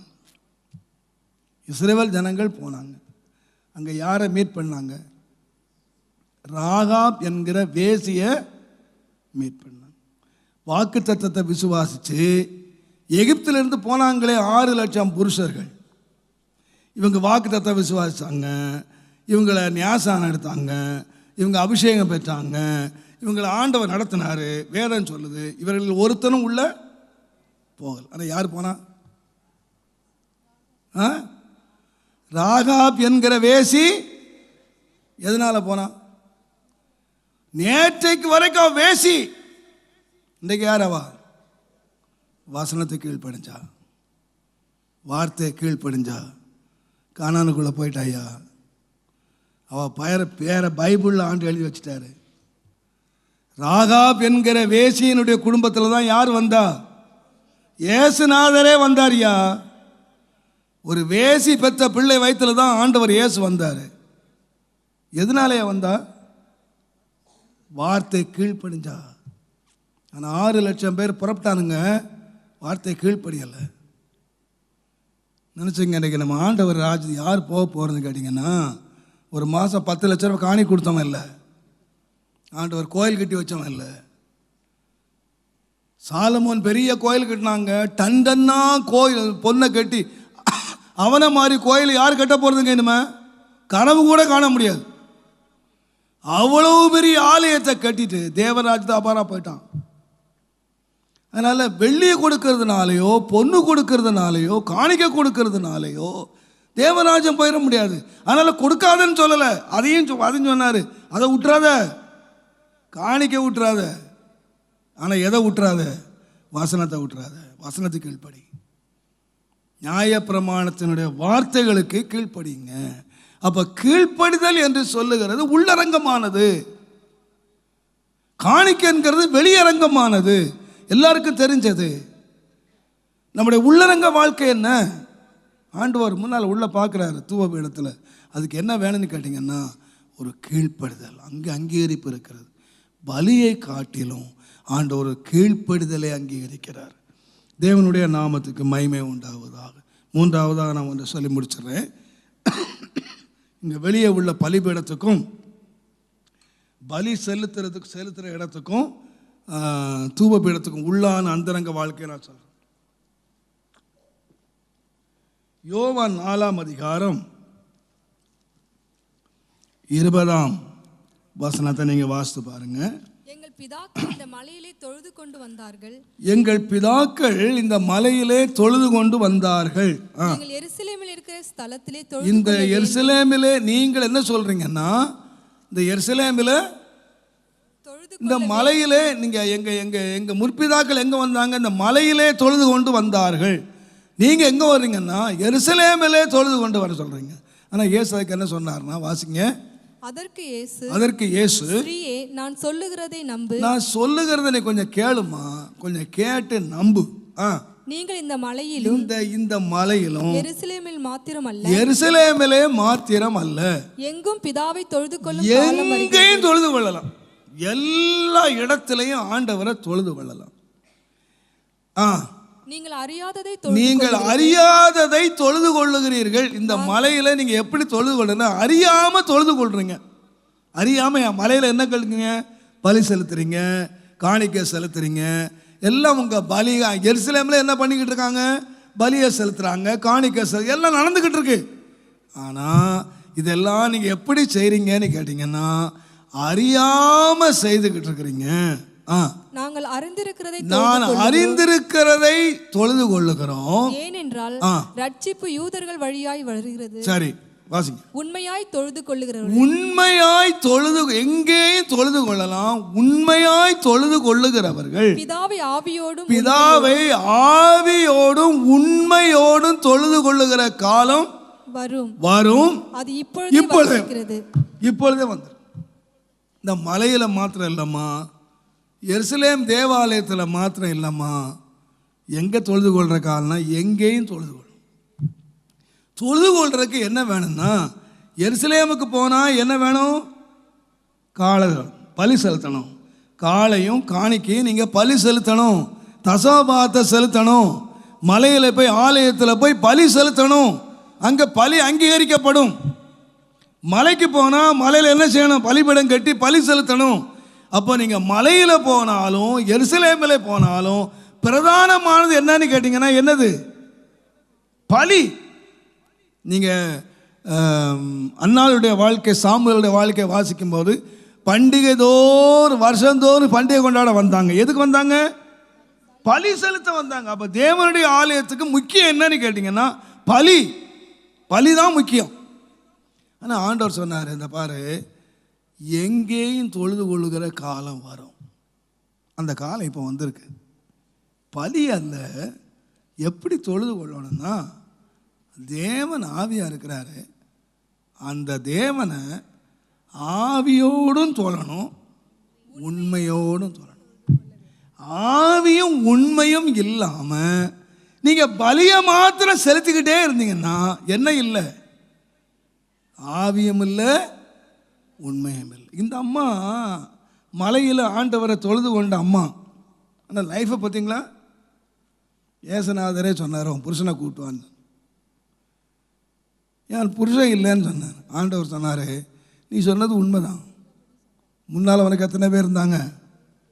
5 பேர் இருந்தாங்க. என்ன உத்தமமான பொண்ணு பார்த்தீங்களா? இவன் என்ன பண்ணிக்கிட்டு இருக்கா? எங்கள் பிதாக்கள் செலுத்தினது போல பலி செலுத்திக்கிட்டு இருக்கா. ஆனால் வாழ்க்கை என்ன? இதுவரைக்கும் 5 பேர் இருந்தாங்க, அவனுக்கு புருஷன் இல்லை. இப்போ இருக்கிறவனும் இவன் எப்போ கலத்துவான்னு தெரியாது. நீ அங்கே கலத்துனா அடுத்தது. ஆனால் என்ன நடந்துச்சு? என்ன ஐயா, பலிய மேலே பாட்டாங்க ஐயா. லைஃப் என்னையா? ஒரு ஆலயத்தில் நடந்துச்சா, எனக்கு ரொம்ப சிரிப்பாக இருந்துச்சு. ஒரு கிராமத்து சர்ச்சில் அந்த உபதேசியாரெல்லாம் போவாங்க, பிரசங்கம் பண்ணுற கிராமத்துக்கு போவாங்களாம். ஒரு உண்மை சம்பவத்தை சொன்னார் ஒருத்தர். போய் பிரசங்கம் பண்ணுறதுக்கு யோவான் 3:5 வாசிப்ப 3:5 வாசிப்பார். முன்னால் மூப்பனார் பெரிய அவர், அந்த சபைக்கு அவர் தான் பெரிய பணம் கொடுக்குறவர். யோவான் 3:5 வாசிப்போன்னே, ஏய் நிறுத்துறா அப்படி. என்னங்க யோவான் 3:5 வாசினா உங்களுக்கு? டேய் இனிமேல் சொன்ன ஜாக்கிரதை. இவருக்கு புரியலை. இவர் கிராம வெளியிலிருந்து வந்தவர். இவர் 3வது சொன்னாரா, இதுக்கு மேலே பேசினா எளிமை வந்து உதைப்பேனாராம். இவர் முன்னால் சேரில் உட்காந்துருக்காரு. என்னடா வாம்பா போச்சு இவருக்கு. அன்றைக்கு யோவான் 3:5 பிரசங்கம் பண்ண. இவர் பைபிளை மூடி வச்சு பிரசங்கம் பண்ண போது போடா வர பிரசங்கம்னா பரவாயில்லன்னு சொல்லிட்டு துரத்திட்டாங்க. அப்போ இவர் அந்த வழிகாட்டுறக்கு பஸ் ஸ்டாண்டு கூப்பிட்டு போகிறதுக்கு உபதேசி அந்த கோயில் கூட்டி வந்தார். ஏங்க என்னங்க உங்கள் கோயிலில் யோவான் 3:5 வாசின்னு சொன்னால் இந்த ஆளுக்கு இப்படி இருக்க கோபம் வருதுங்க. ஏங்க வெளியில் இருந்து வந்தால் ஏதாவது வசனம் சொல்லிட்டு போங்க. இதை மாதிரிலாம் ரொம்ப வாழ்க்கையில் ரொம்ப உள்ள பிரவேசிக்கக்கூடாதுங்க. உண்மை இதெல்லாம் இந்த மாதிரிலாம் தாக்கக்கூடாது. ஏங்க நான் யோவான் 3:5 நான் பாருங்க திரும்பவும் சொல்கிறேன், எங்கள் கோயிலில் வந்தால் தாக்காதீங்க. சும்மா வசனத்தை சொல்லி ஒரு ஷார்ட்டாக பேசிட்டு போவீங்களா? ஸோ வந்த உடனே தாக்குறீங்களா? என்னப்பா சொல்கிறேன்? இவனுக்கு பைபிள் தெரியாது போல் இருக்கு. யோவான் 3:5 யோவான் ஒரு புஸ்தகம் இருக்கு, அதில் 3:5 இவனுக்கும் தெரியாது, அந்த கோயில் குட்டிக்கு தெரியாது. அவன் சொன்னாரா, எங்க இது வரைக்கும் எத்தனை பேர் வந்திருக்காங்க, இந்த மாதிரிலாம் சொன்னதில்லை. அந்த யோவான் நாடாருக்கு தான் 3 பொண்டாட்டி 5 பிள்ளை தெரியும்.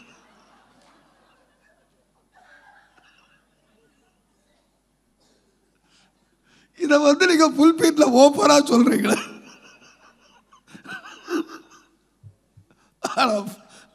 அவன் தலைமையில் அடிச்சு போட்டான். அடப்பா, இவர் யாரு? இவர் தான் செக்ரட்டரி. முன்னால சேர் போட்டு உட்கார வச்சிருக்கு. 3 பொண்டாட்டி 5 பிள்ளை அவருக்கு. யோவான் 3:5 சொல்லாதையா? எங்கய்யா போயிரு கிறிஸ்தவ உலகம்? எங்கய்யா போயிட்டு இருக்கு? அந்த மாதிரி இந்த அம்மா சொல்றா, கடவுள் எங்கள் சொல்லியிருக்காரு. எங்க இந்த கோயிலில் போய் தான் ஆராதிக்கணும்னு சொல்லியிருக்காரு. இதை 3ஐயும் கூட்டுட்டா. அம்மா ஏற்கனவே உனக்கு 5 பேர் இருக்கான், இப்ப இருக்க. இது இல்லாம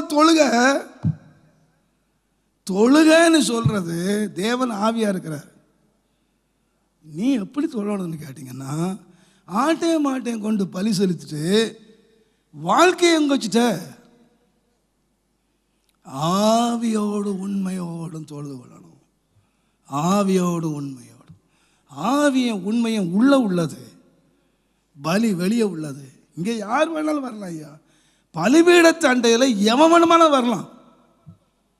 ஆனால் ஆண்டவருடைய முன்னால் தனிச்சு போகிற வேளையில் அவனுடைய அந்தரங்க வாழ்க்கை எப்படி இருக்குன்னு கேட்டிங்கன்னா, உடைந்த உள்ளம், நொறுங்கின உள்ளத்தோடு கூட வசனத்துக்கு கீழ்ப்படிந்தவனாக, நான் தைரியமாக சொல்லுவேன், பரிசுத்தத்தோடு கூட ஆவியோடும் உண்மையோடும் அவருக்கு முன்னால் பண்ணிக்கணும். தொழுக, அதான் துதி, அங்கே தான் ஸ்தோத்திரம், அந்த உண்மை தான் ஸ்தோத்திரம். அங்கே தான் எங்கே இருக்குன்னு கேட்டிங்கன்னா தேவன் நெருக்கமாக இருக்கா. ஸ்தோத்திரம்னு சொல்கிறது சும்மா துதி துதி, ஸ்தோத்திரம் ஸ்தோத்திரம் ஸ்தோத்திரம் ஸ்தோத்திரம் சொல்கிறது துதி.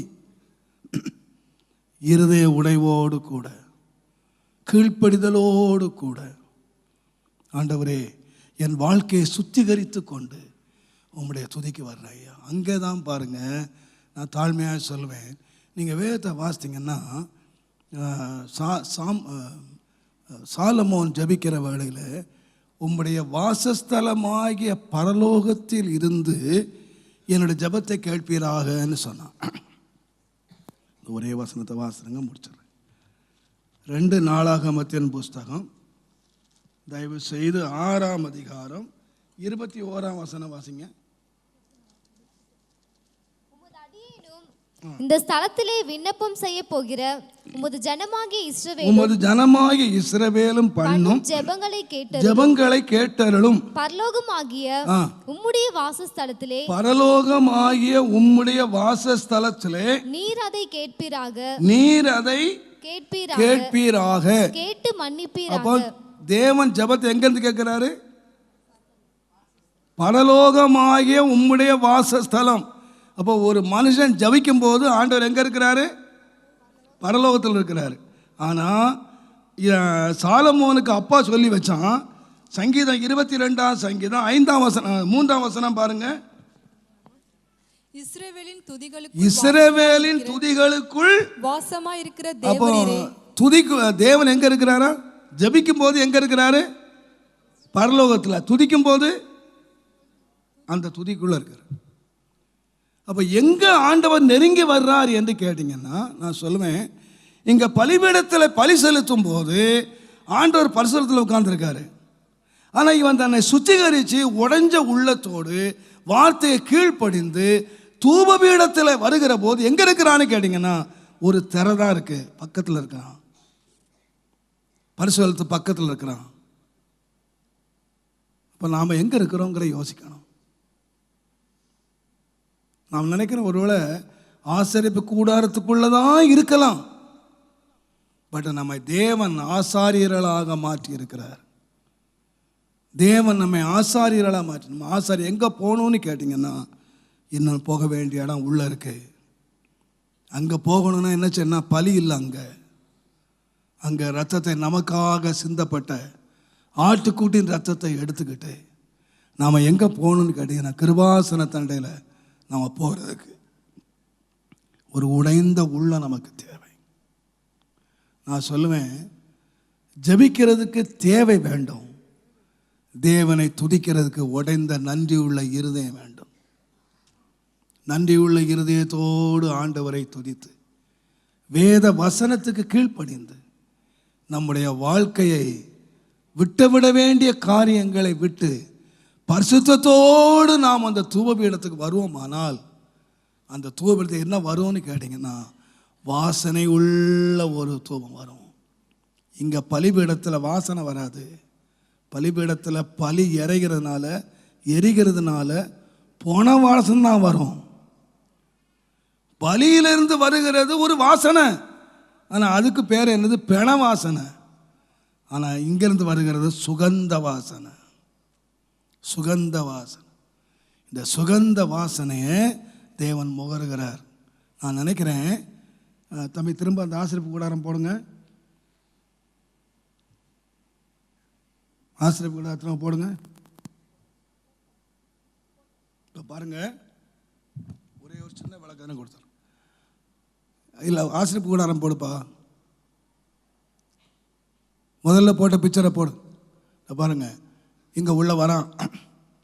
இங்கே உள்ளே வந்த உடனே இங்கே வந்து என்ன இருக்குது, பலிபீடம் இருக்குது. இங்கே வந்து சாணி குடல் இங்கெல்லாம் போட்டுட்டு இங்கே வந்து எரிக்கிறான். இங்கே வந்து எரிச்சா இங்கேருந்து என்ன வாசனை வருது? போன வாசனை வருது. இந்த வாசனை பூரா எங்கே வந்துக்கிட்டு இருக்கோம்? சுற்றியாடு ராத்திரி போயிலும் எரிதில்லை. ஆனால் இந்த போன வாசனை இந்த வாசஸ்தல வழியாக உள்ளே போய் இங்கே மகாபிரசம் வரக்கூடாது. இந்த பண வாசனை வராமல் இருக்கிறதுக்கு இங்கே தூபபீடத்தில் என்ன வாசனை இருக்குன்னா சுகந்த வாசனை வீசிக்கிட்டே இருக்கு. இந்த வாசனை என்ன செய்யுதுன்னு கேட்டிங்கன்னா, இந்த வாசனையை இங்கேருந்து வருகிற பண வாசனையை தடுத்து இந்த சுகந்த வாசனை எப்போதும் அங்கே உள்ளே இருக்கிறதுனால இந்த வாசத்தில் வாசம் பண்ணிக்கிட்டே இருக்கிறார். 2 வாசனை வந்துக்கிட்டே இருக்குது. நீங்கள் கொஞ்ச நாளைக்கு முன்னால் உங்களுக்கு சொன்னால் விளங்கும்னு நினைக்கிறேன். குரோம்பேட்டை பக்கத்தில் போனீங்கன்னா 2 ஃபேக்ட்ரி இருந்துச்சு. ஒன்று தோல் ஃபேக்ட்ரி, இன்னொன்று பான்ஸ் பவுடர் கம்பெனி. நீங்கள் அந்த வழியாக நீங்கள் போகிறவங்களுக்கு தெரியும். அந்த தோல் கம்பெனியை கடக்கும்போது கப்புன்னு அடிக்கும் ஒரு வாசனை. ஆனால் டக்குன்னு பான்ஸ் பவுடர் அடிக்கும். அந்த பான்ஸ் பவுடர் கம்பெனிலேருந்து வர்ற வாசனை அந்த தோல் கம்பெனியை கடக்கிற போது அடிக்கிற வாசனை கொமட்டுற மாதிரி இருக்கும். அந்த ஒரு ஜஸ்ட் ரூம் ஒரு செகண்டுக்குள்ள அந்த பான்ஸ் பவுடர் கம்பெனிலேருந்து அழகான வாசனை வருது. இல்லைல்ல வாதி அந்த மாதிரி இந்த பலிபீடத்தில் இருந்து ஒரு பெரிய துர்வாசனை வீசிக்கிட்டே இருக்கு. எரிய போனோம் எரிய வாசனை வீசிக்கிட்டே இருக்கு. ஆனால் தேவனுடைய வாசலத்துக்குள்ள இந்த பொண வாசனை உண்டு. ஆண்டவர்கள் அந்த பொண வாசனை போகாமல் இருக்கிறதுக்கு 24 ஹவர்ஸ் போஞ்சுக்கிட்டே இருக்கு. என்ன வாசனை? ஒரு சுகந்த வாசனை வீசிக்கிட்டே இருக்கு. அல்லேலூயா, கர்த்தருடைய நாமத்துக்கு மகிமை உண்டா. ரொம்ப தூரம் ஏன் போகிறீங்க? இங்கே உள்ள நல்ல ஃப்ரெஷ்ஷர் வச்சுருக்கோம் உள்ள வாசனை அடிக்கிறதுக்கு. இதை வந்து திறந்துட்டு வெளியே போனீங்கன்னா இருக்கு ஒரு சாக்கடை. இந்த சாக்கடை வாசனை உள்ளே வராமல் இருக்கிறதுக்கு நல்ல கண்ணாடி ஜன்னல் போட்டு மூடி வச்சு நல்ல உள்ள ஃப்ரெஷ்னு அடிச்சுக்கிட்டே இருக்கு. உங்களுக்கு தெரியாமல் ஒரு வாசனை அடிச்சுக்கிட்டே இருக்கு. இல்லைன்னா கோப நதி கரையில் உட்காந்துக்க மாதிரி இருக்கும். அதே மாதிரி ஆண்டவர் என்ன வச்சுருக்காருன்னா, இந்த பலியினால் வர்ற பாவத்தினால் வர்ற இந்த பலியினால் வர்ற வாசனை எல்லாம் உள்ளே வராமல் கர்த்தருடைய பிள்ளைகள் எப்போது என்ன செய்யிருக்காங்கன்னா தூச்சிக்கிட்டே இருக்காங்க. அதனால தான் பாருங்கள், தாவீது ராஜா என்ன செய்தான்னு கேட்டிங்கன்னா, இஸ்ரவேலின் துதிகளுக்குள்ளே வாசம் பண்ணுகிற தேவரீர் பரிசுத்தர் சொல்லி அவன் கூடாரம் தாங்க வச்சிருந்தான். அந்த கூடாரத்தில் ஆண்டவரை பாடி துதிக்கிறதுக்கு 4000 பேரை வச்சிருந்தான். கோயர் வீணை வாசித்து இன்ஸ்ட்ருமெண்ட்டை வாசித்து ஆண்டவரை துதிக்கிறதுக்கு 4000 பேரை கூலி கொடுத்து அப்பாயின்ட் பண்ணான். தூச்சிக்கிட்டே இருங்க, ஆண்டவரை தூச்சிக்கிட்டே இருங்க. அது அவன் பிரமாணத்தின் காலம். இந்த காலம் கூலிக்காக ஸ்தோத்திரம் பண்ணுற ஆட்கள் வேண்டாம், கூலிக்காக ஜெபிக்கிறவங்க வேண்டாம். மன உடையோட கூட கர்த்தருடைய வசனத்தை கீழ்ப்படிந்து நம்முடைய வாழ்க்கையில் அகற்ற வேண்டியவைகளை அகற்றிட்டு பாருங்கள். ஆண்டவர் இடத்துல வரும்போது 5 புருஷனும் 6 புருஷனுக்கு சொந்தக்காரியாக வந்தா. ஆனால் அவள் தான் அந்த ஊரையே ரட்சிப்புக்குள்ளே கொண்டு வந்துட்டா. ஏசு தன்னுடைய தீர்க்கதரிசி என்று அறிந்து தன்னுடைய பாவ வாழ்க்கையை விட்டு அந்த வாழ்க்கையில் எல்லாவற்றையும் மனம் திருந்தி இயேசு விட்டு அந்த ஊரையே கொண்டு வந்துட்டா. எனக்கு அருமையானவர்களே, தேவன்றைக்கு ஒரு கூடார்த்த வாசஸ்தலத்தை வச்சிருக்காரு. அந்த வாசஸ்தலம் எப்பொழுதும் தூபபீடமாக வாசனை வீசிக்கொண்டே இருக்க, ஒரு வாழ்க்கையாக இருக்க, ஒரு சும்மா ஏதோ ஒரு கடமைக்காக சடங்காச்சாரமான ஒரு கிறிஸ்தவ வாழ்க்கையாக இல்லாமல் நம்முடைய உள்ளத்தின் ஆழத்திலிருந்து வீசுகிற ஒரு வாசனையின் வாழ்க்கையாக இருக்க கர்த்தர் நம்மை ஆசீர்வதிப்பாராக, நடத்துவாராக. நாம் ஜெபம் பண்ணுவோம். எங்கள் அன்பின் ஆண்டவரே, நன்றியோடு நாங்கள் உமக்கு நன்றி செலுத்துகிறோம். நம்முடைய மாறாத கிருபை எங்களை தயவாய் சந்தித்து எங்களை நடத்துகிற மேலான அன்பின் கிருபைக்காக நன்றி. பரிசுத்த ஆவியானவருடைய தயவுள்ள கரம் ஒரு முறை கூட வல்லமையாய் இறங்கி ஆண்டவரே, தம்மை தொழுது கொள்ளுகிறவர்கள் இப்படிப்பட்டவர்களாய் இருக்க வேண்டும் என்று பிதா விரும்புகிறார் என்று சொல்லியிருக்கிறது அப்பா. அப்படி நாங்கள் எப்படிப்பட்டவர்களாய் இருந்து உம்மை தொழுது கொள்ள வேண்டுமோ அப்படி நாங்கள் இருந்து உம்மை தொழுது கொள்ள தேவனே தயவு செய்து எங்களுக்கு உதவி செய்யும், தயவு செய்து எங்களை நடத்தும். ஆண்டவரே, நாங்கள் உம்முடைய எங்களுடைய விருப்பத்தின்படி நாங்கள் ஆராதிக்கிறதல்ல, மனுஷ கற்பனையின்படி ஒரு ஆராதனை இல்லை, உம்முடைய ஒழுங்கின்படி, உம்முடைய திட்டத்தின்படி, உம்முடைய விருப்பத்தின்படி எங்கள் ஆராதனை அமைய கர்த்தர் உதவி செய்யும், நடத்தும், பாதுகாத்து கொள்ளும். இயேசுவின் நாமத்தில் பிதாவே.